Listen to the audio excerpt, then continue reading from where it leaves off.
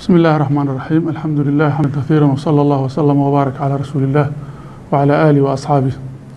dhammaan ummadda Soomaaliyeed meel kasta oo ay joogto waa salaamaya gaar ahaan bahda warbaahinta oo u soo jeeda TV-ga qaranka iyo inta kale warbaahinta qaranka u soo jeeda iyo inta kale ee ummadda Soomaaliyeed danaheeda u soo jeeda waxaan rabaa in halkan ka cadeeyo dawladda Soomaaliyeed waxa waajib ka saaran yahay inay ilaaliso nabadda bulshada ayna ku dadaasho wax allaala iyo wixii dhibaatada bulshada ku dhici lahayd yareynaya arinta ku saabsan Saadiq Cumar Xasan oo ah taliyihii hore ee gobolka Banaadir dawladdu haddii ay rabto inay tallaab ka qaado saacadii ugu horeysay ayay tallaab ka qaadi kartay laakiin lama qorsheyn arintiisa in wax tallaab laga qaado hadda oo ay ka soo wareegeen maalmo fara badan wax dana oo ku jira dawladdu uma aragto in haba yaraatee meesha hadda uu degan yahay oo xaafado bulsho nabdoon ay degan yihiin in la weeraro wax dan oo ku jira ma jiraan xaafadaha nabdoon oo bulshadu ay degan tahay oo aan runtii u badan bulsho caruur iyo haween iyo dad shacab ah weerarkeeda wax dan ah oo dawladda ugu jira ma jiraan mana u qorsheysna marka dawladdu waxa ay ku baaqaysaa in aan arrimahaas dadka buunbooninaya oo ka dhigaya in oo weerar lagu soo yahay in arrimahaas ay faraha kala baxaan oo ay ogaadaan in ay arintaasi ay tahay arin haba yaraatee dawladda Soomaaliyeed aan u qorsheysnayn ma habboona in dhufays laga dhigto xaafado nabdoon oo nabad ah oo lagu dul abaabulo dagaal iyo bulsho iyo dagaal iyo rabsho aan loo baahnayn waxa kale oo ayaduna muhiim ah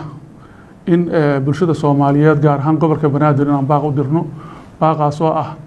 gobolka Banaadir wuxuu soo dhismayay muddo dheer 10 sano ugu dambeysana horumar wanaagsan ayuu gaaray oo xaq walba ah dadkani waxa way dhididkooda iyo dadaalkooda ay iskuul ku dhisteen waxay ku dhisteen isbitaallo waxay ku dhisteen jidad waxay ku dhisteen magaaladoodii mana u baahna maanta haba yaraatee wax dib u dhiga ama khalkhaliya dawladduna ayada hormuudka ah in la ilaaliyo horumarka iyo nabadda magaaladan iyo guud ahaan waddanka Soomaaliyeed marka bulshada Soomaaliyeed meesha degan waa bulsho nabdoon yaan dhibaato la dhaxgeynin yaan dushooda wax lagu abaabulin wax aan dawladda u qorsheysnayn yaan laga been sheegin dadka ku lugta leh laga yaabo inay dana siyaasadeed ay ka raadinayaan ma habboona inay bulshadoodii iyo dadkoodii iyo shacabkoodii dushooda in ay dadka ku guubaabiyaan oo ay dagaal ku abaabulaan wax sharaf la ma aha wax dawladdu raacsan taana ma aha qodobka kale wuxuu yahay dad mas'uuliyiin ah ama hadda ah ama xildhibaan ah ama mas'uuliyiin hore ah ama madax ah ayaa waxaad moodaa inay kala furfurka ciidanka iyo ciidanka qaranka Soomaaliyeed ay ka shaqeynayaan oo ay abaabulaan maleeshiyaad oo ay ka furfurayaan ciidankii qaranka Soomaaliyeed waxaan taasina cid ay dan u tahay male horaa loogu soo hingoobay horaa loogu soo gubtay ciidanka qaranka Soomaaliyeed ummadda Soomaaliyeed ka dhaxeeya siyaasadana waa laga heshiin doonaa siyaasadda waa laga heshiin doonaa isjiidka siyaasaddu waa dhimaan doonaa kala furfurka ciidanka qaranka Soomaaliyeed oo dhibaato badan loo soo maray iyo dhiig badan loo soo maray kala furfurkiisa waxaan leenahay laga waantoobo ciidan ayaysan ku dhiiranin ayaguna ciidanka qarankuna diyaar uma aha in maanta la kala furfuro waxay u taagan yihiin inay nabadeeyaan dadkooda iyo dalkooda oo ay cadawga ka hortagaan ayaga lagu jiifaa ayaga lagu soo toosaa sidaan dhowr jeer hore u sheegnay nabadda beledka lagu haysto iyo karaamada iyo sharafta bulshadu haysato ciidanka qaranka Soomaaliyeed ayaa saldhig u ah waana sidaan ku celcelinayno waa dadka ugu karaamo badan ugu sharaf badan oo ummaddaanu ay ku jiifto ay ku soo kacdo ay ku ganacsato ay ku nabdoon tahay